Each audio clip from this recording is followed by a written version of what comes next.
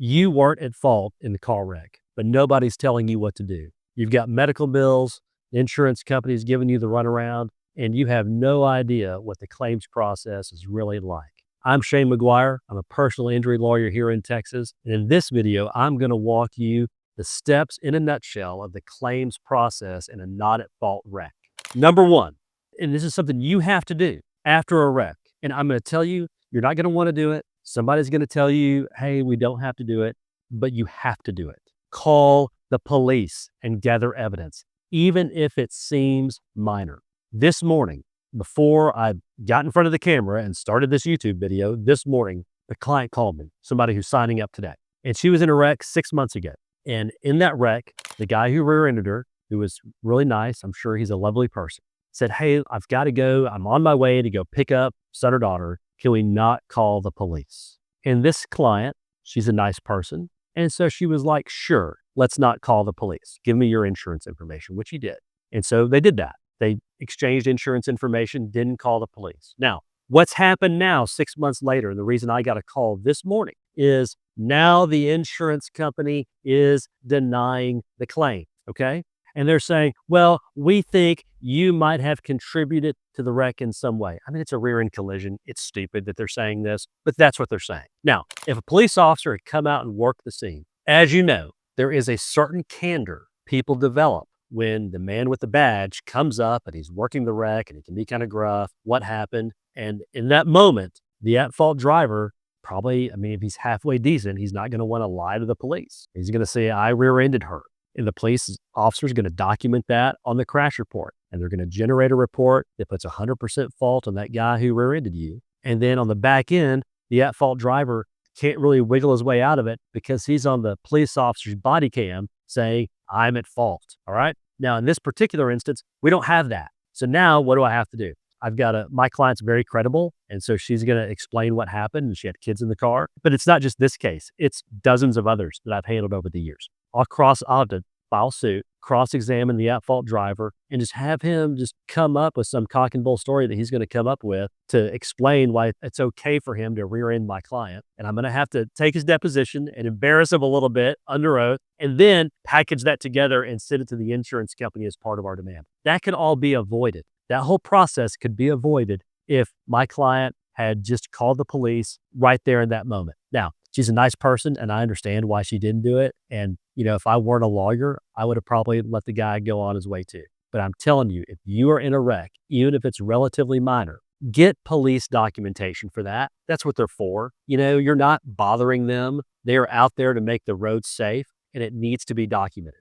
2, get medical attention. Don't put it off. You know, these insurance companies, they love the phrase gap in treatment. It's like holy writ to them. You know, you get in a wreck on Monday and you're a little sore, but you know, you don't want to go to the ER and wait 2 hours, which I understand. And then, you know, you wake up the next day, you're still hurting. Now I'm 47, so I'm not, you know, in my 20s anymore. In my 20s, just like you in your 20s, you're made out of rubber. And you feel like you're going to get better in 2 weeks because you've always gotten better in 2 weeks after any injury. But now you're a little older and you don't get better right away. And so you wait a couple of weeks, it takes a while to get into the doctor or whatever. And then the insurance company says, you know what? If you were really hurting, you would have gone to the doctor right away. And so even if it's just to get checked out, get your injury documented, you need to go to a doctor. Okay. You don't have to go to the ER necessarily that night, but in 24 hours, you need to get checked out by somebody to document that you're hurting from the wreck. Because for an insurance company, if you're not treating, you're not hurting. 3, report the accident to both insurance companies, but be careful what you say. You know, in the claims process, both insurance companies play a role, your own insurance company and the at-fault drivers. And the reality is, in most instances, if you're in a wreck and the police work the accident, I shouldn't say in most instances, in many instances, you may not have the at-fault driver's insurance information right away. You may have to wait 10 days for that crash report to be ready. So in the meantime, you need to report the wreck to your own insurance company. And they can get the process started on getting your car repaired or totaling it out or whatever. And then once the other person's insurance information becomes available, you can reach out to them and you're talking about, you know, maybe at that point, you're actually going to have that insurance company pay for the car, pay for a rental, and work the bodily injury claim. But Be careful what you say. I've said it 1,000 times. These insurance companies, it's like being in a bad relationship with somebody who's going to use what you say against you later. Hey, they're documenting everything. Even if it's not a recorded call, they're putting it in their claim notes. What you said, what they said to you, they're trained to express empathy, to act like they really care for you, like they're going to bring you a gift basket or something, but they're not doing that. They are documenting everything so that later, if you have to make a bodily injury claim, and because they're not being fair with you, hey, they're documenting all the stuff you said so they can use it against you and minimize your damages. 4, the insurance investigation. Here's what really happens behind the scenes. Going along with what I said a minute ago, these insurance adjusters are documenting everything. They're going to call their own insured. And at this point, think about the motivations that are in play. So your insurance company calls you, okay? You caused a wreck. What are the things you're worried about in that moment? You're 3 days past the wreck. You saw the person you hit, that person walked away. Maybe they went into an ambulance, but they weren't killed. It's not catastrophic. So in your head, that person is now out of sight, out of mind. Your insurance company calls you. You're the at-fault driver. What's your motivation? In that moment, your motivation isn't make sure your insurance company pays the person you hit a bunch of money. I mean, great if it were, but that's not the person's motivation. That person's motivation is make sure their insurance rates don't go up. And as you know, most people, when they're in a conversation with somebody, they tell that person what they want to hear. So the insurance adjuster who calls them, what do they want to hear? They want to hear we don't have to pay on this claim. They want to hear that if we do have to pay on the property damage, surely we don't have to pay any bodily injury because that person was walking around and was fine, the person that you hit. And so that insured, that at-fault driver is now telling his insurance company, I rear-ended her, but she was walking around. I think she's fine. I really think she's fine. And they document that. Claimant, that's what you're called, claimant, you're not a name, you're just a claimant, claim number, was walking around, appeared fine at the scene. They're documenting that. You're at home trying to get better. They're documenting how you're okay. So they do that. They talk to their insured, they look at the car, and they start measuring property damage. They're assessing, okay, do we as an insurance company believe that this claimant could be injured due to this property damage? And that insurance adjuster, he or she is not an expert on your injury. They are an expert on the insurance company process of minimizing payout on the back end. So just be aware that while you're convalescing, while you're getting better, while you're treating, there's some insurance company out there who's trying to make sure they document their file in such a way that they're paying you as little as possible. 5, property damage. How do you get your car repaired or replaced? I have to tell you something. I've been doing this almost 20 years, and I can't tell you how many times a client has come in and they are not just sore, but seriously hurt. And what they care about first and foremost is the car. I had a client a few years ago. It's a case that we ultimately settled for over $1 million. He was hit by a drunk driver, had orthopedic injuries, ankle, knee, back, and we got all the insurance there was. It was $1.1 million. And he comes in, and his girlfriend literally wheels him in on a wheelchair, okay? His leg is propped up in a cast. Hey, he can't drive. He's months away from being able to drive. One of the first questions he asked me in my office was, hey, when can I get a new car? Okay? I'm telling you, everybody in a personal injury case, what they care about first, even if they're hurting, is getting their car repaired or replaced. Okay, here's the deal. That insurance company does not care that you put new tires on that car. They don't care. They're looking at the actual cash value of the car. And when you go to sell your car, there's not a plus side of newish tires. There's not a plus side of put a stereo in that was pretty good a couple of years ago. Okay, they're not doing that. They are looking at Kelley Blue Book, actual cash value, and they're trying to squeeze you on the value of your car. So you need to go out and you need to be looking at comparative sales in your geographic region of that car. So get on the internet and look up, 2017 GMC Acadia, like whatever it is you're driving, and look at what those are going for. And then you can use that to the insurance company to try to increase the value of your property damage settlement. We handle property damage claims here. We don't charge a fee for it. If you signed up with us on a bodily injury claim, just part of the service we provide is working the property claim. And I'm telling you, it is a pain. I wouldn't wish it on anybody. If I was going through a personal injury claim myself, I would not also be working my own property claim. I mean, I would have my staff do it here. But if I'm you and I'm working through a bodily injury claim, I'm healing, that insurance company is just going to try to take advantage of you every day of the week and twice on Sunday. you need to know that they're trying to squeeze you down on that property damage because they know the pressure point. They know that you need to get back into a car immediately. And so here's the reality. If your car's totaled and y'all can't agree on a number, you know what they do with that car? They tow it back to your house. And hey, if you're like me and I had a broken down car towed to my house, my wife is looking at me like, Shane, why did you let this broken down car get towed to our house? They know it's a pressure point. They know that most people can't just go out and write a check for a new car, that they've been financing the car that they're in, and that they need to get a down payment for a new car. They're trying to squeeze you. Don't let them do it. Document, document, document, document what you paid for it, what you owe on it, and what the similar cars are going for in your geographic region, and send that to the adjuster. 6, medical damages and lost wages. We've got to make sure that you're compensated. What do I mean by medical damages? What I mean is just the bills. You know, when you go to the emergency room after a wreck, you don't realize this, but you find yourself, and it doesn't sound right, but it is the case. Immediately, you are squeezed in between the business model of a hospital and an insurance company. And here's what I mean. You go to an ER within 72 hours of a wreck in Texas. That ER has the option by statute to either bill your health insurance company or put a lien on the claim you have against the at-fault driver's insurance company. And so just think about this. You've all seen an EOB, or explanation of benefits, on your health insurance. And you see the charged amount for the hospital and then what the hospital actually gets paid. It's 10 cents on the dollar, 40 cents on the dollar. The hospital, it turns out, would rather not take 10 cents on the dollar and get that in 60 days from whatever health insurance carrier you have. Instead, they put a lien on your auto claim for the full amount of their bill that then we have to go back in and negotiate down. And they don't tell you as you're getting wheeled out of the ER that they're doing that. You just get a letter in the mail at some point that says we have a lien on your claim.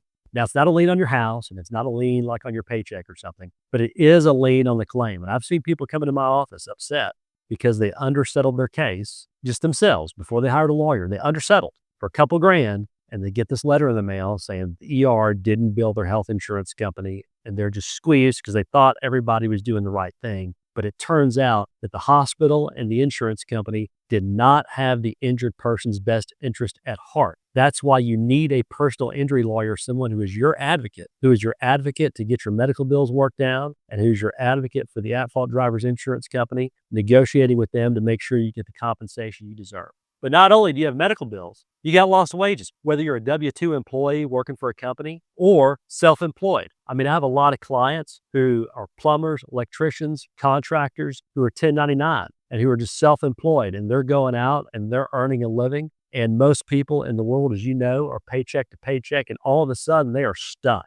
They are stuck because they don't have 6 months income reserve to make sure they can get compensated or make sure they can make it through when some insurance company has given them the runaround. So you have to make sure that we've documented all of your lost wages. Here's what we need. I need 5 years tax returns, okay? If you don't file tax returns, shame on you, but you still need to be able to get me documents showing what you were making, okay? You've got to have that documentation. If you don't have that documentation, think of making this claim like, what would you need in order to go get a home loan to show your income? That's what we need. We need W-2 info, 1099 info, tax returns. Get that stuff. And then you got to wait a little bit. You know, we have to see, okay, can you get back to work? Can you work the same level you were working at before the wreck? If you can, that's great. But if you can't, we need to document how much wages you're going to lose in the future as a result of the accident. 7, settlement offers. Why you shouldn't rush to accept. You know, I can't tell you how many cases I've had where somebody comes to me and they say, Shane, insurance companies offer me $3,000, $5,000, whatever it is, if I just settle now. And I could really use $5,000, $3,000, whatever it is, and settle now. You know, whether it's because they've got bills piling up, or because it's Christmas and they want to take care of their family, or because they've got a wedding to pay for, whatever it is, there's always some financial emergency somebody has. It turns out that in this world, we could all use $5,000 right now, okay? And the insurance companies know that. And they know that everybody's in need of a little bit of money. And they know that after a wreck, if you've had to miss some work, if now you had to go because interest rates are going up and you had to buy a new car and you can't get the same deal you had on the prior car, hey, they know that you're squeezed. They want to try to buy you off for as cheap as possible. $1,500 sounds great, tax-free. $2,500 sounds great, tax-free. $5,000 sounds great, tax-free. Every time I've ever represented a client who got one of those offers and they come hire me, I have invariably, every single time. Now, there's going to come a time when that's not true, I suppose. But I'm telling you, every single time over 20 years, I've gotten them more than what they were offered by that insurance company before they hired me. Every time. Why? Because that initial offer is so low that it's insulting, but the poor person on the other side of the call doesn't know it's insulting. Why? Because in most instances, insurance companies have taken care of them. They got a new roof replaced on their house. Health insurance pays for their medical bills, something like that. Most of our common experience with insurance companies is actually there's a bureaucracy to work through, but it's pretty positive. But in a personal injury context, they're trying to buy you off before you realize how hurt you really are. Okay, 8. When should you get a lawyer? Listen to me. You should get a lawyer within 24 hours of being in a car wreck. You just should. Even if it's just a consult. It's not going to cost you anything out of pocket. You call me. Honestly, if you call any personal injury lawyer, they're going to work for you on a contingency fee basis, meaning we don't get paid unless our clients get paid. I have never taken a fee unless my client got paid, okay? If I have $1,000 in expenses and it was a case where, turns out there's no insurance for the at-fault driver, cost of doing business for me. So it's not going to cost you any money up front to hire a personal injury lawyer, but man, it can mean the world. Because all the stuff we've talked about up to this point, documenting no gaps in treatment, making sure that you get the compensation you deserve, mapping out the lost wage situation. Do you need an MRI? Getting you in to get an MRI? Do you need pain management? Figuring out how much insurance the at-fault driver has, taking care of the hospital leave. All of that stuff we do. And then at the end of the case, what happens? Get a check from the insurance company, and you never write me a check. At the end of the case, I'm going to write you a check. We're going to have that money in our trust account. And then you see a settlement statement and you get a check out of that trust account for the damages you had in that lawsuit. Okay, what if the insurance company won't settle right away? What do? We file a lawsuit. Man, that's the hammer. Insurance companies are scared of juries, especially on big cases. It's happened so many times. I'll tell you one example. I had a case, it went to trial in 2019. Out in West Texas, west of Midland. It was in Monahans. It was so far West Texas, it's where New Mexico is due north. That's where we were. And my clients, husband and wife, nice, salt of the earth people, country is cornbread, hit in an 18-wheeler wreck.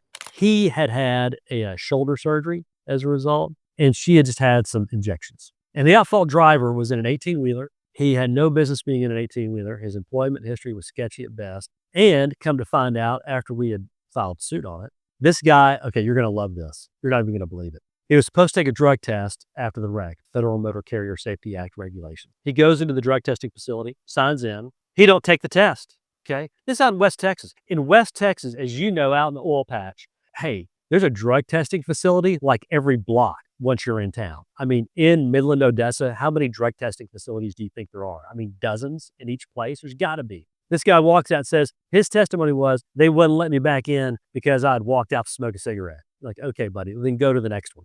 Go to Walgreens and get one of those drug testing kits that parents of teenagers get to make sure their kids aren't on drugs. There's a way to go get tested for drugs after a wreck. And he didn't do it. This insurance company, though, wouldn't pay us. They offered at mediation $300,000 total for my clients. And I said, listen, until you get to $1 million, I'm not talking to you. Okay, I know the value of this case, but they wanted to test my mettle. They want to see if we go try it. That's really what they did, because most lawyers don't want to go try a case. Most lawyers aren't willing to go try a case. And I'm out in East Texas, and most people don't want to drive 9 hours to go to West Texas to try a case. I love trying cases. That's why I became a lawyer. I love getting in front of a jury. I love arguing in front of a judge. I love cross-examining the witness on the other side. I love it. I love putting the puzzle together and then presenting it to a jury to get value for my client. So here's what happened. We put that jury in the box. We go do what's called voir dire, pick the jury, got a jury selected, and I'm telling you, and then take a break. Judge swore the jury in, and then we took an hour break, and I'm telling you, right after that, insurance lawyer comes up to me, and he says, Shane, I'd like to make a settlement offer to you. Now keep in mind, in the story, they've offered me $300,000. I've been authorized to offer you what's called a high-low agreement. A high-low agreement is kind of what it sounds like. It means if you try the case, no matter what the verdict is, you can't go below a certain amount. So if the verdict is 0, you'd still get the low. But no matter what the verdict is, you can't get above a certain amount. So if you get a verdict of $1 bajillion and your high was $1 million, you would get $1 million, okay? And I said, okay, well, what's your proposed high-low? They've never offered more than $300,000, but now we've got a jury in the box. The low was 400,000 and the high they offered was, I think it was $1.5 million. But I worked the high up to $2 million. Okay. So just in like a 30-minute conversation, talk to the clients. They were okay with it. Try the case. That verdict came in at $1.9 million. Okay. Before filing a lawsuit, they had offered like 50 grand total. After filing a lawsuit, the insurance company had offered no more than $300,000. Once a jury was sitting in the box and they knew we were serious, and they knew we knew what we were doing, and they knew we had it, they said, okay, we're going to pay you. And it turned out to be the perfect high-low agreement, and my clients were fully compensated, and it worked out great for them. But the point is, unless you're willing to file a lawsuit, unless you have the reputation as a personal injury lawyer that you're someone who tries cases and knows how to try a case and get max compensation for your client, unless you have that, they ain't scared of you, okay? And so you've got to make them scared, and you do that with the threat of a jury rendering a verdict in the case. Lastly, getting your money. How long is it going to take to get paid? How long is it going to take for your case to fully resolve? And that, I've got other videos on this, but the reality is, depends on how bad you're hurt, depends on if you did all the things we've talked about, and it depends on how much insurance the at-fault driver has. Small case, you go to the ER, a little bit of PT, and you're fine. You're going to sell that case in a few months, probably. You get a back surgery, and there's a multi-million-dollar insurance policy, and you don't want to settle that case in the first year. You can't, because the way to build value is all the things we've talked about, and filing a lawsuit and taking depositions and seeing all the stuff they've done wrong and develop what I call piss-off factors. That's how you turn that case from a $500,000 case to $1 million case and a $2 million or more case, is you build up the value during the litigation process. So how long will it take to settle your claim? Depends on the nature and extent of damages, the nature of liability and showing who's at fault, the documentation we've done, the treatment you've gotten, the wages that are lost, and how much insurance there is available. So if you're in a not-at-fault car wreck in Texas, the claims process in a nutshell is simple. Call the police, gather evidence, get medical care, report the wreck to both insurance carriers, protect yourself in all statements that you make, push for fair car repair or replacement, claim all of your losses, medical bills, lost wages, etc. Don't jump at the first offer. Get a lawyer if you need a lawyer. Are you ready to take the next steps to make sure your rights are protected after a car wreck and you don't get shortchanged by the insurance company? Then you need to watch our next video, The 3 Biggest Lies Insurance Companies Tell People After a Car Wreck in Texas. I'll break down exactly what not to fall for so that you get the compensation you deserve. I'll see you over there.